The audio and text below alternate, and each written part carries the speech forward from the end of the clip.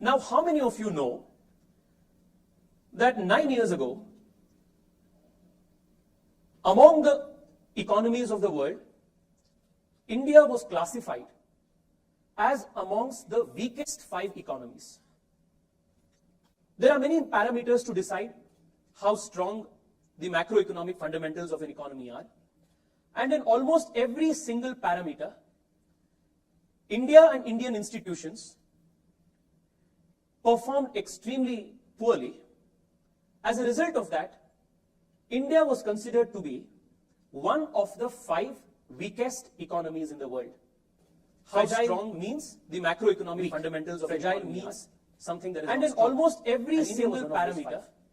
Fast forward to India and Indian institutions, India is considered to be performed extremely one of the poorly strongest economies in the world. India was considered we are currently the world's fastest growing major economies in the world. With our macroeconomic fundamentals, the macroeconomic fundamentals of fragile means something that is and in almost every single just very recently.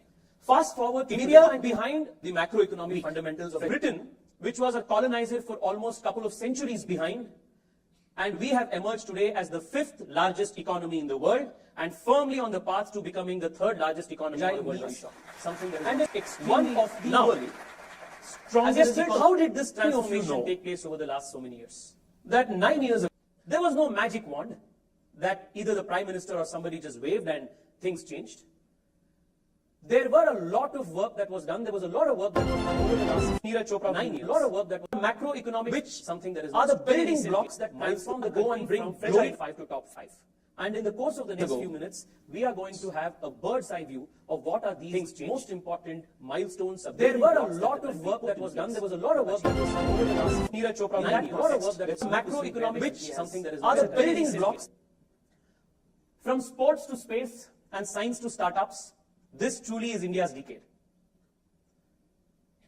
How many of you recollect those days when India would participate in a Commonwealth Games or an Asian Games or Olympics kind of a global competition, and we would have just 1 or 2 medals that India would get? But today, if you're following the Prime Minister's timeline on Twitter and Instagram, every couple of hours the Prime Minister is tweeting one or the other athlete winning, but either a gold medal or a silver or a bronze. If you're following the Prime Minister's timeline on Twitter and Instagram, every couple of hours the Prime Minister is tweeting one or the other athlete winning. We see either a gold medal or a silver or a bronze. If you're following the Prime Minister's timeline on Twitter and Instagram, we see for every couple of hours the Prime Minister is tweeting one or the other athlete winning. We see either a gold medal or a silver or a bronze. If you're following the Prime Minister's timeline on Twitter and Instagram, we see for every couple of hours the go and bring glory to the country at international forums through his prowess in chess.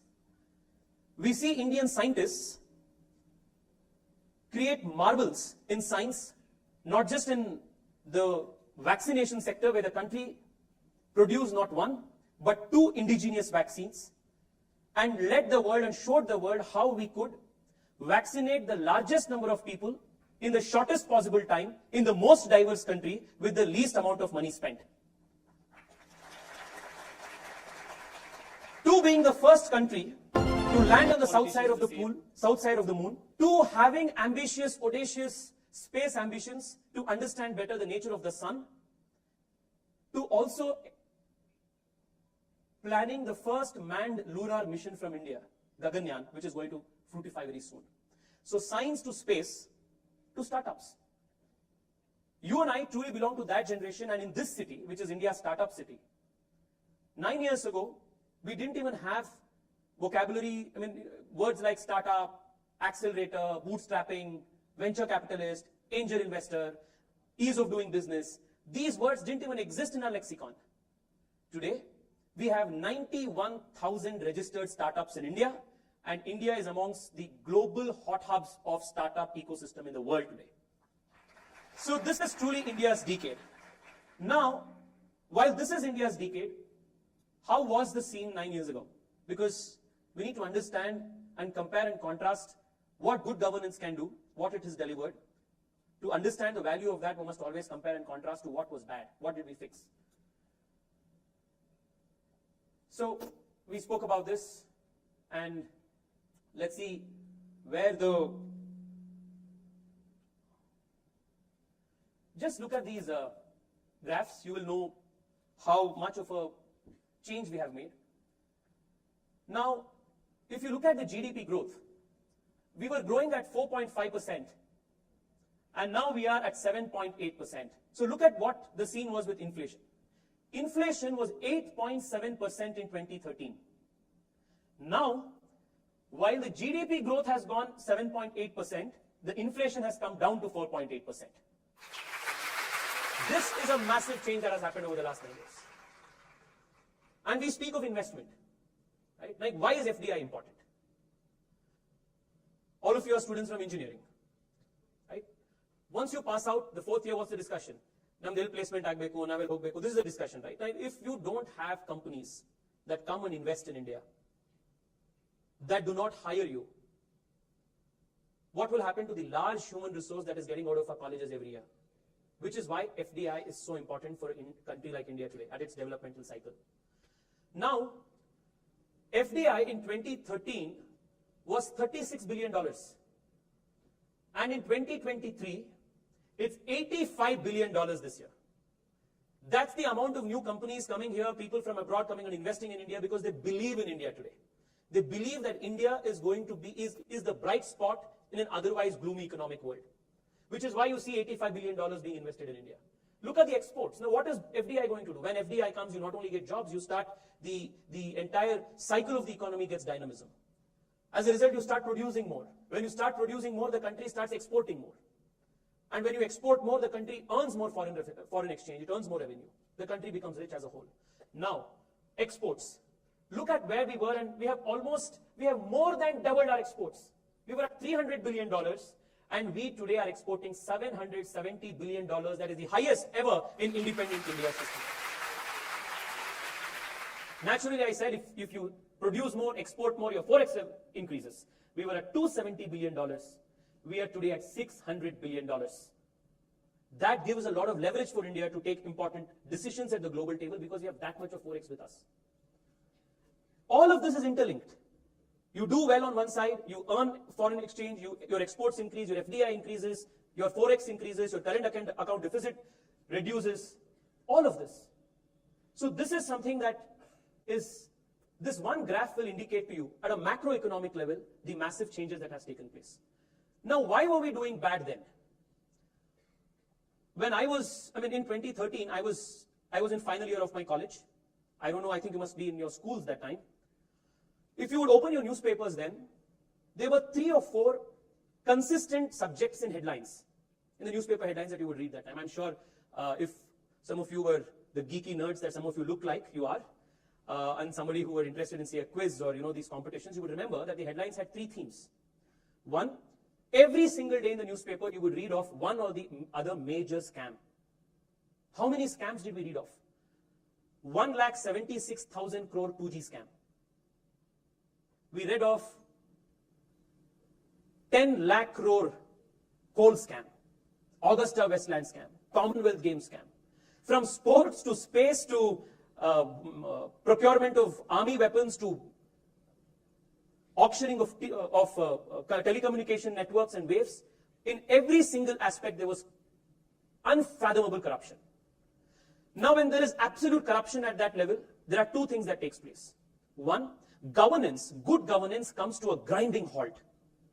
Because the political leadership is focused on enriching itself and not doing something good for the larger whole. So governance comes to a halt.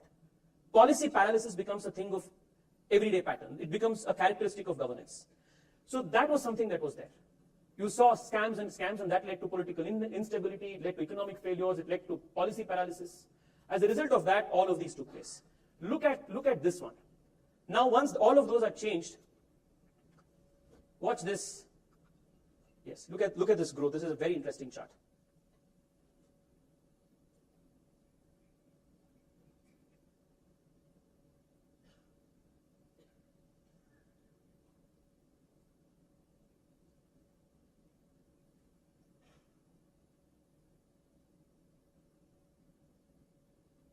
That's where we will be, 2050.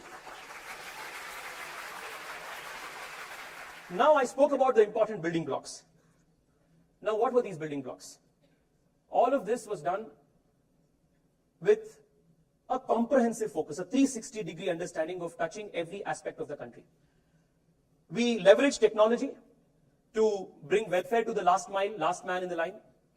We formalized the largely informal economy, again leveraging the power of digital India.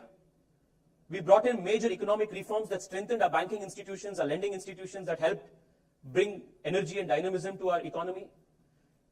The country has spent enormous amount of money in the last few years to build physical infrastructure in the country. Airports, ports, roads, highways, medical schools, colleges, universities. That's what we have done. We have tried to encourage manufacturing in India, and that's the Make in India. The biggest example of the success of Making India is the mobile phone that is in your hand today. Just 6 years ago, India was a very, very minute player in manufacturing of mobile phones in the world. Today, India is the second largest manufacturer of mobile phones in the world after China. And even the Apple 15 that was recently launched is being built here in Bengaluru. So that is the transformation that we have seen in Make in India. There's honesty and transparency in governance, which has, of course, led to all of these things. Most importantly, the last decade has seen massive amount of importance given to women-led development. I will explain to you when we reach there about how that has been transformative. Sports, security, and all of this has resulted in India becoming truly a very important global player. The biggest example of that was how India very successfully led the G20 presidency and made sure that we came out with a unanimous consensus regarding our statement. No other country earlier had able to do this in G20 history. That shows our rising global standing. One of the very first things that the Prime Minister did in 2014 was to understand that technology plays a very vital role in delivery of goods, services, and welfare. He understood this and put in place resources, institutions, which will leverage the power of technology to deliver governance to the last man in the line at population scale. Now, across the world, you have examples of governments building public infrastructure, meaning roads, ports, bus stands, railway lines and connectivity. All of this is physical infrastructure, right? All over the world, the primary responsibility of governments have always been to build physical infrastructure. The only example in the world today where government has built public digital infrastructure is only India. The only example in the world. Now, what is this public digital infrastructure? Public digital goods. The government built an open source platform, an interoperable platform, upon which private entrepreneurs and private engineers and private companies could build a lot of other solutions to do financial inclusion, to last mile delivery of services through DBT, through collect tolls in highways in a better way, to help digital payments between one person and another person at two different points of geographies in the country. So what the government did was to first build a very, very capable, state-of-the-art public digital infrastructure, make it open source and make it interoperable so that the large human resource in India could leverage it and build products and solutions upon it. Now, how has that helped? Just look at the welfare. This is something that will blow your mind away, friends. I want you to take a minute to understand the importance of just this one scheme of financial inclusion. 2014, the Prime Minister started the project called Jan Dhan accounts. How many of you have heard of Jan Dhan accounts? I'm so happy to see so many hands going up, right? What is Jan Dhan accounts? Zero balance accounts were opened for the first time. How many people opened it? 50 crore people opened a bank account for the first time. Now imagine the importance of this.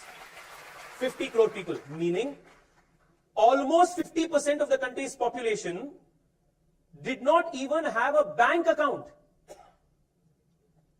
70 years after independence. So now if you don't have a bank account, what does that do?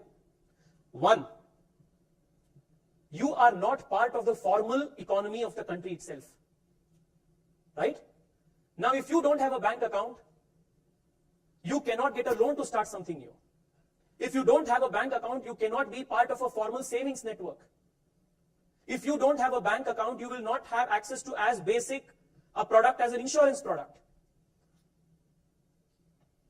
Now, when you don't have a bank account, you don't have savings, you don't have insurance, you don't get access to credit. And with inflation growing at 8.7% as it was growing in 2013, you will perpetually be in a state of poverty. When 50% of the country's population does not have access to bank accounts and they're outside of the formal economy, how can you expect people to be empowered to come out of poverty? So only the rich kept getting richer, while the poor kept getting poor.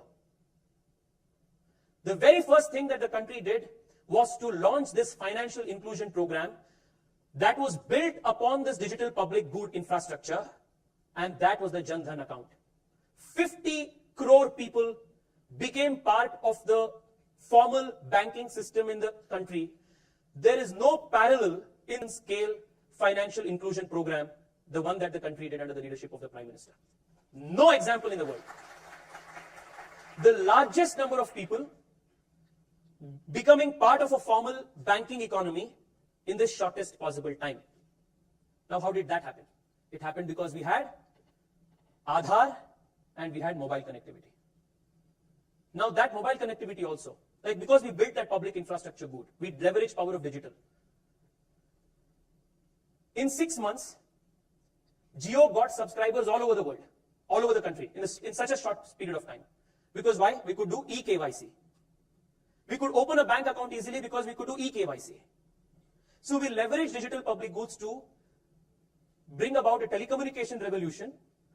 We seeded the mobile along with the identity, which was the Aadhaar, and then we seeded that with a bank account. So that became the JAM trinity. That is Jan Dhan, Aadhaar, mobile. Now, what has this JAM trinity achieved for India? Just look at this. What has this JAM trinity achieved for India? Now, I explained to you what not having a bank account will do. Now, because somebody has an access to bank account, do you know the Prime Minister gives a subsidy, a support money of 6,000 rupees to Indian farmers every year? What is it called? Pradhan Mantri Kisan Samman Nidhi. 6,000 rupees. Do you remember that earlier it was said that if 1 rupee is sent from Delhi, only 15 paise reaches the end beneficiary? Because the 85%, 85 paise is eaten up by middlemen through the whole system. Now, because of JAM, Jan Dhan Aadhaar Mobile, at a click of a button, if the Prime Minister sends 6,000 rupees to a specific targeted farmer, he gets all of the 6,000 rupees in real time. No money leaked whatsoever. Not just that, he even gets an SMS from the bank saying 6,000 rupees is credited to your account. So all of these, Jan Dhan Yojana helped banking the unbanked. Mudra Yojana gave access to funds, funding the unfunded. I spoke about the DBT.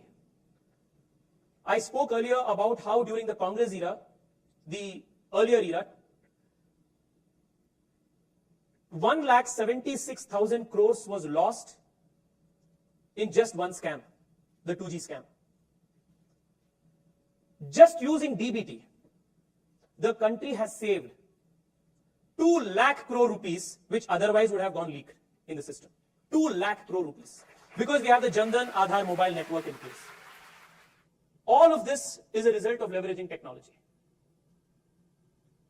This is a very, very important point. I want all of you to have a look at this. 13 crore Indians have come out of poverty between 2016 and 2019. Do you know, friends, what does that, you know the scale of that number? 13.5 crore people. It's higher than combined populations of so many European countries. 13.5 crore people. And see the time space, 2015 to 2021.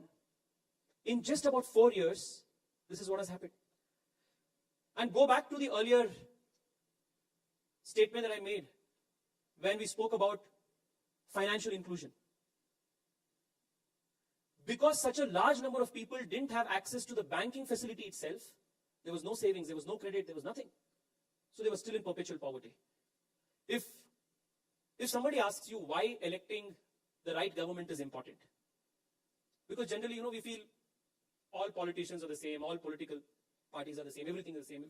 We have a sense of indifference towards this. The reason why good governance is important is because it finally impacts truly the life of 13.5 crore people. These 13.5 crore people have come out of poverty because of good governance. This, of course, is going to have multiple effects. I want all of you to spend a minute on this slide. It's a very interesting slide. The Prime Minister had spoken about this in one of the Economic Times summit or something. Now, for example, how many of you have heard of Swachh Bharat Abhiyan? Superb, everyone has. Now, what did we do in Swachh Bharat Abhiyan? We built toilets. How many did we build? 10 crore toilets was constructed. Okay, all over the country. I think I have not updated my numbers properly because the Prime Minister is building toilets fast, higher pace than we are updating our PPT. So this is 11 crore toilets that were built. 11 crore toilets and 100% rural sanitation in the country. I mean, women folk in this country, until a few years ago, didn't have access to basic toilet infrastructure. Now, when you see 11 crore toilets built, the very first result you will see is, okay, we have better access to toilets, and that is what we see, but that is not where it stops. Now, access to good toilets has second order and third order reforms. Just look at this. Now, because we built 11 crore toilets, and that has had a positive impact on health of people, a study shows that on an average, a rural household in India is saving 8,000 rupees per year because of better sanitation facilities. 8,000 rupees per year. Now look at Jal Jeevan Mission. Now what is Jal Jeevan Mission?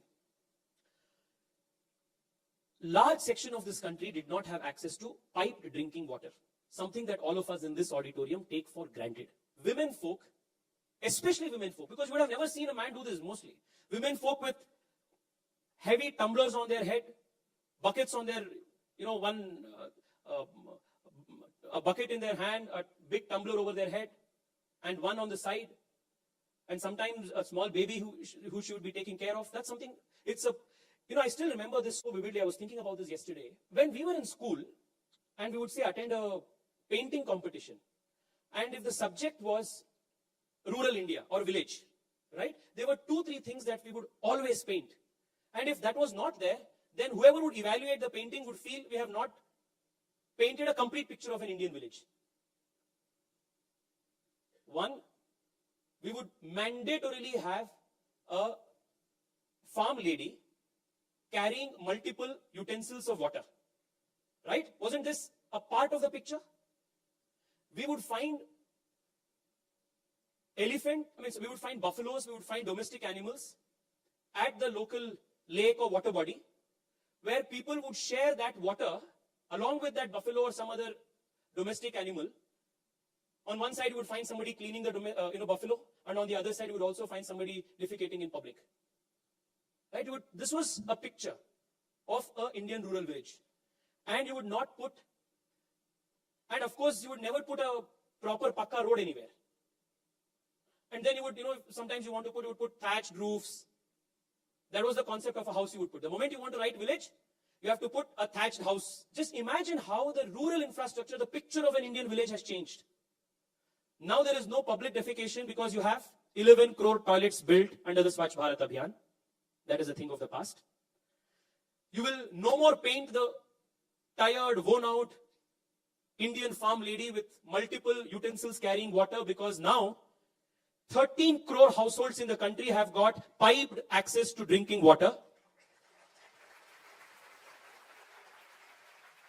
You will no more draw the picture of a pothole-ridden, non-existent village road, because the Pradhan Mantri Gram Sadak Yojana has brought pakka roads, asphalted roads to the remotest corners of the country. And you will not build you will not build you will not paint the picture of a house with a thatched roof because you have 4 crore pakka houses built under the Pradhan Mantri Awas Yojana with proper roof on their head. You won't paint the picture of a rural India where a woman is carrying firewood over her head because we have now provided 9.6 crore homes with LPG connections so that there is smokeless kitchen at homes. I mean, isn't this something that we have experienced? Like 10 years ago when somebody would say, draw the picture of a rural India, that is the picture that we would draw. If a few years from now, a kid in school would be asked to draw a picture of rural India, this is the kind of picture that she will paint. This is true transformation. Now, I spoke about broadly the digitization of Indian economy. 99% of Indians have Aadhaar, and thanks to that, government supplies, farmers through e-Naam, everywhere we are having digital India that is showing its way. 2 examples. FASTag, which again leverages digital technology, is bringing in so much revenue from Indian highways to the government, which was otherwise lost. These are all just small examples that we have given. Now, when we speak of startups and entrepreneurship, there's one important point I want all of you to remember. When we speak of startups and entrepreneurship, we generally tend to speak about the 91,000 registered DPIIT startups, right? Which are working in some, say, software space or tech space or something. But entrepreneurship is not just restricted to building tech startups. Entrepreneurship can be something much, much wider. And that is where this very important scheme of the Prime Minister called the Prime Minister Mudra Yojana falls into picture. Now, how many people have got loans? How many loans have been sanctioned? 43 crore loans have been sanctioned. And what is the total value of the money that has been granted? 25 lakh crore rupees. Now, to whom has these loans been given? Up to 50-60% of the beneficiaries of Mudra Yojana, Stand-Up Yojana, they are all women. Now, what are these women going to do?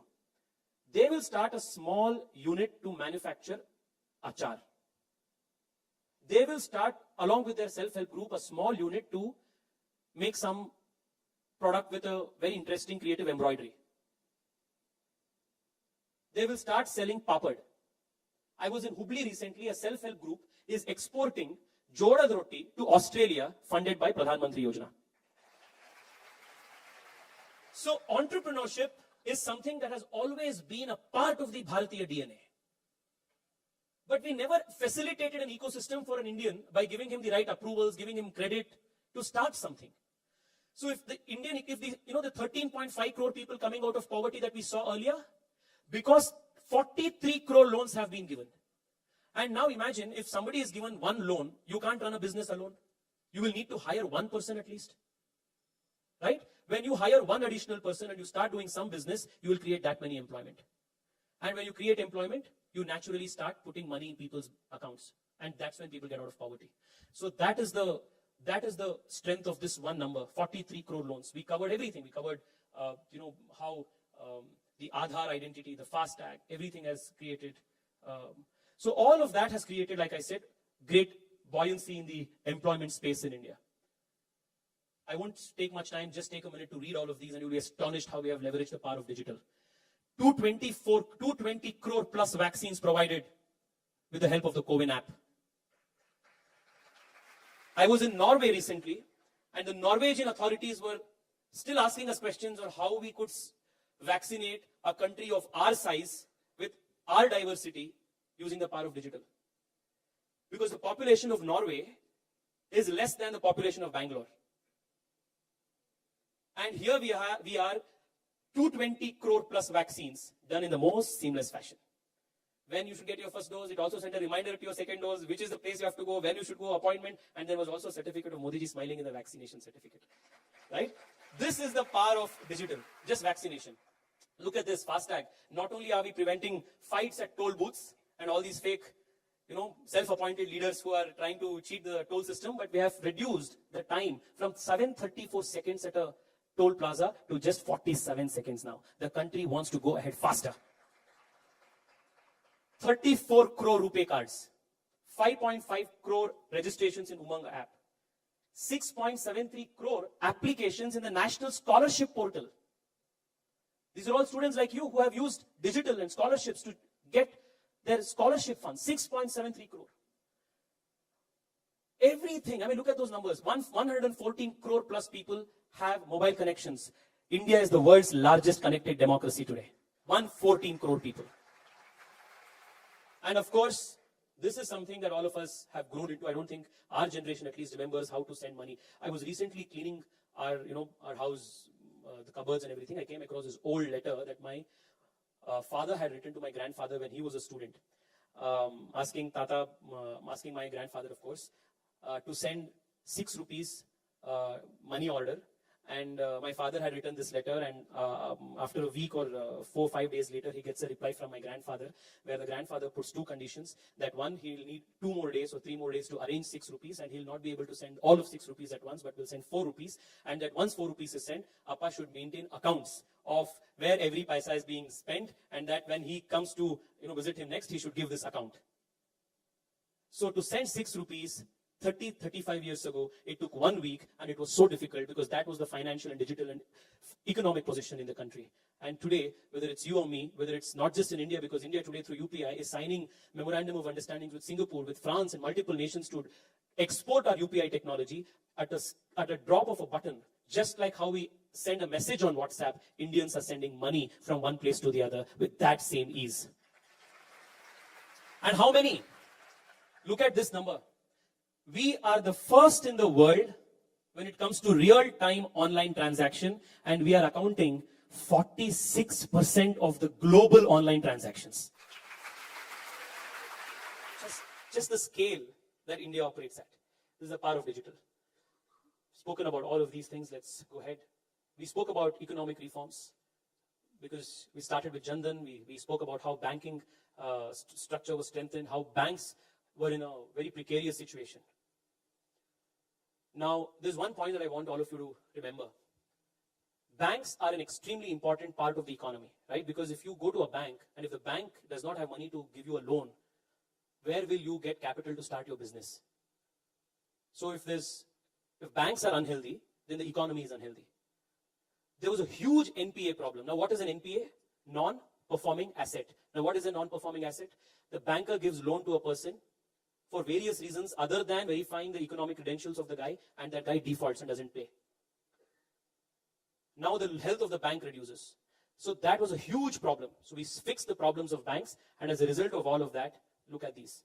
We are the 3rd largest startup ecosystem in the world. We have 100 plus unicorns, of which about 50 of them are in Namma Bengaluru.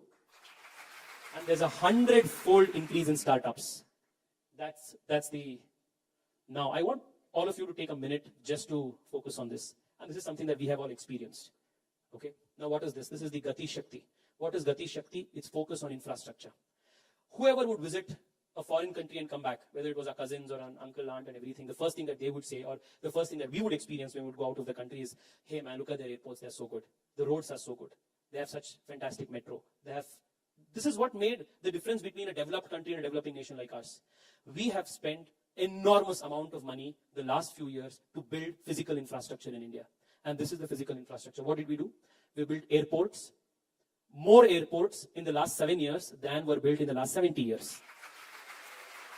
We have added more number of medical seats and post-graduation medical seats and more medical colleges in the last 9 years than were collectively built in 75 years. In just 23-24, just this year, 10 lakh crore rupees is being spent on capital infrastructure building. As Bengalurians, I want you to understand this. From 30 years, we had been asking for Bengaluru suburban rail. 30 years. Okay, when I was in school, I still remember there were protests, demands, petitions going, people asking, bring suburban rail, suburban rail. So what was then the suburb of Bengaluru has now become urban. But suburban never came to Bangalore. We got suburban rail 3 years ago, and the work for suburban rail started. It's going to become a reality in 2026, and 10 lakh Bengalurians can travel every day in just the suburban rail. Metro. In 2014, Bengaluru had 7 kilometers of metro. Today, Bengaluru has 78 kilometers of metro, and next year we will have 140 kilometers of metro.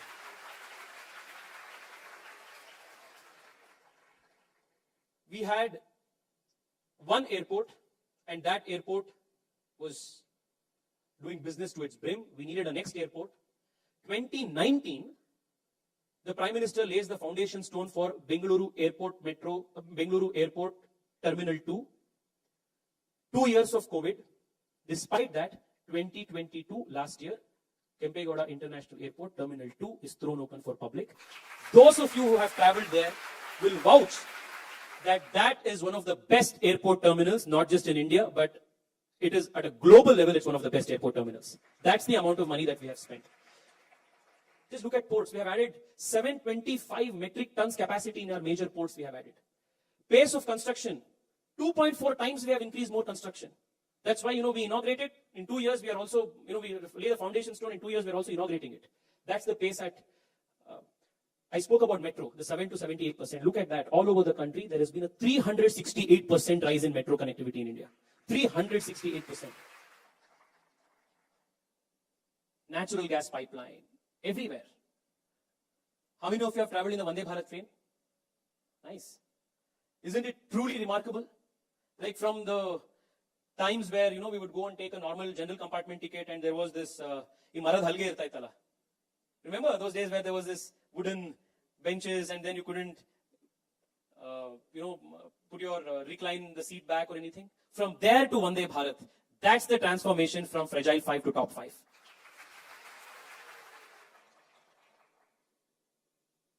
So we spoke about assets, we spoke about banking regulation. I just want to go ahead because this, just look at that, just this one, 11,000 crore fraud in Punjab National Bank. This was in I think the 2013 article. All of our bank health is increased. All of these. Now, when banks have increased, people have gotten bank accounts, they are getting more skilled, they're getting jobs. Now look at the Make in India. We saw how exports have increased, right? That is the biggest indicator of the success of Make in India. Mobile phone se lekar toys tak, kapde se lekar agro products tak. We have truly brought so much of dynamism to the Make in India thing. And just this morning, Ashwini Vaishnavji, our telecommunications minister, inaugurated a 6G lab of Nokia here in Bengaluru, which is going to be working on cutting-edge 6G technology and its possible solutions and implications for real-world problems for the next generation. That's how fast-forward Bengaluru is today. I'm going to share this with all of you. You can read this later because there's so much work that has happened. India has become the third largest automobile market in the world. There is a 23 times increase in defense exports. We were just importing from every country because we didn't, even though we had the talent, the resource, everything to manufacture ammunitions, arms, we just did not have the will to do it. 23 times increase in the manufacturing of defense exports. That's something that we have seen. And all top, whether it's Airbus, whether it's Boeing. Look at this, electronic goods, marine exports, toy exports. In every specific thing you see massive improvement. There's only one slide I want all of you to take when it comes to women empowerment. Women, for a very long time, were neglected in the national scheme of things, of delivery of services and the national growth story. Today we have schemes that the Prime Minister has envisaged, from the birth of a child to the elderly care of a woman. A 360-degree, a comprehensive view of life of a woman. Beti Bachao, Beti Padhao, Poshan Abhiyan. Then, Khelo India, Jyoti scheme to support her aspiring learner. Then we have the Stand-Up Mudra Yojana, women working hostels. Then the mother, when she becomes a mother, we have schemes like Matru Vandana, Indradhanush, give vaccination, strengthen her. Then you have, when the elderly care, whether it's pension, Shakti Vandana, all of that, and on top of all of this, the Prime Minister has also made for the first time a historic 33% reservation for women in our parliament and in our assemblies to provide for a women-led development in the country. This is something that has translated totally. And of course, you know that there's an increase in maternity leave. There's a ban on triple talaq. Women, especially belonging to the minority community, cannot be treated as property, as chattel anymore. They have got dignity and rights that the Prime Minister has given thanks to banning of triple talaq. And I spoke about the 4 crore homes that we have built under the Pradhan Mantri Awas Yojana. The interesting thing is, of the 4 crore homes built, 2.5 crore homes are registered in the name of the woman of the household. Now, this is something that I will conclude with. Just read this slide. A decade ago, I don't know if you guys remember, but if not, please talk to your parents.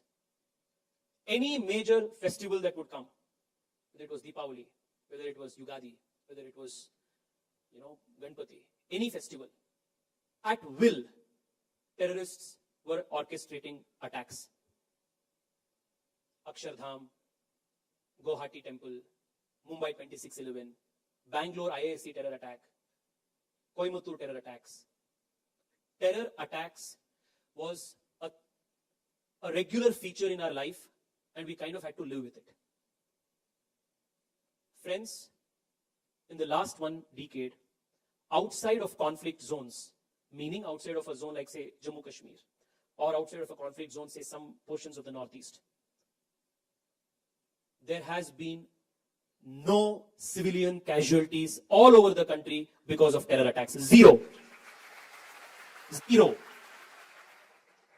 This is something that we have to understand the magnitude of this, of how big a change this is. There's a very interesting video that was, running currency on social media recently of the earlier defense minister of the country. He was asked, this is in parliament, This is in parliament. He was asked, sir, why are you not building roads in Arunachal Pradesh, in Ladakh, in Uttarakhand, in the areas, villages that are bordering China? While China is building such large infrastructure in our border villages, why are you not doing it? To this question, the earlier defense minister speaks in the parliament and says, this is our strategy. If we build roads and make good infrastructure, the enemy will come inside easily. I am not kidding. I am not joking. The defense minister of India makes this statement in the floor of the parliament and says, this is our strategy of this government.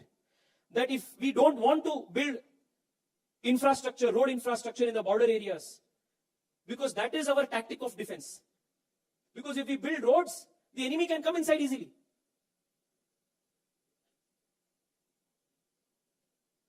I have posted this, and for your benefit, I will post it again. Today you go and have a look at my social media channels, just for the shock that it will instill you. That was the official position of a government. In the last decade, we have built 6,800 kilometers of roads in India's border areas.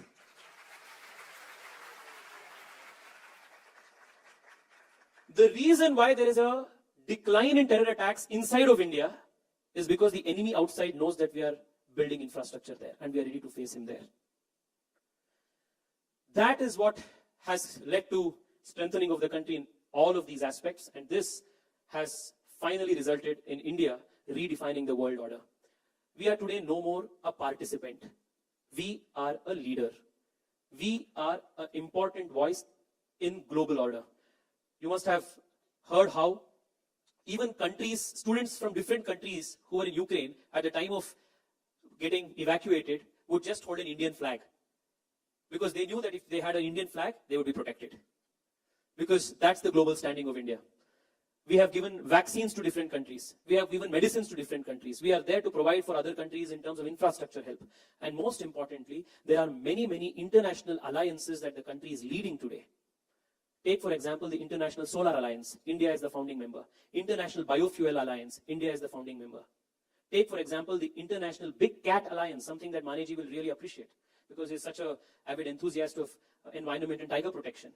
The country has launched the world's first international alliance for protection of big cats. So we are no more a participant. Chalo baitak mein, we went to meeting, upito kesar batin dodro. No. We decide what is the agenda of the meeting and we make sure that the outcomes are as we want, and we are a global leader that is recognized as an emerging voice all over the world. And that's what you have seen in G20, that's what you have seen in this thing. Now imagine the kind of things that the country has done. This is the last slide, just have a look at this. From India, the Prime Minister has now, during the G20, made this India, Middle East, Europe corridor. So from India, you will go to the Middle East, you will transport to, goods and services to UAE and Saudi and through Jordan and Israel, and you will go to directly to Europe. Now, what is this?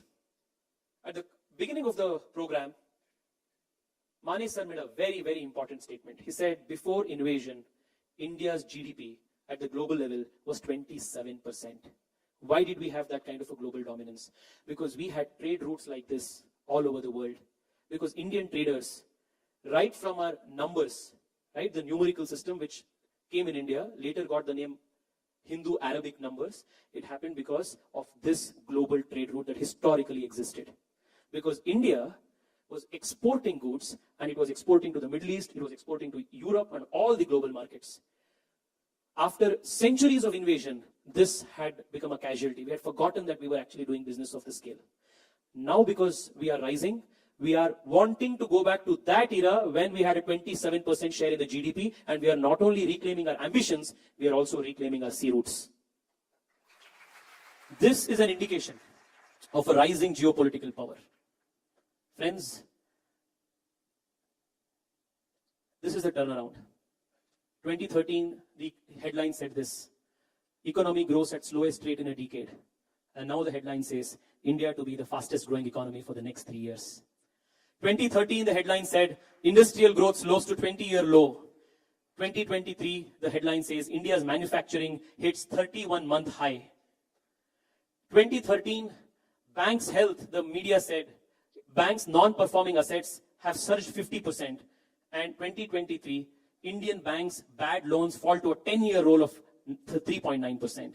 In 2013, rupee among the worst performing currencies in the world. 2023, rupee remains the best performer against other global market currencies. The next 25 years is our years. The next 25 years is India's time, which is why the Prime Minister said, Yahi samay hai, sahi samay hai, Bharat ka samay hai. Thank you so much. You guys were a wonderful audience. Namaste. सही समय है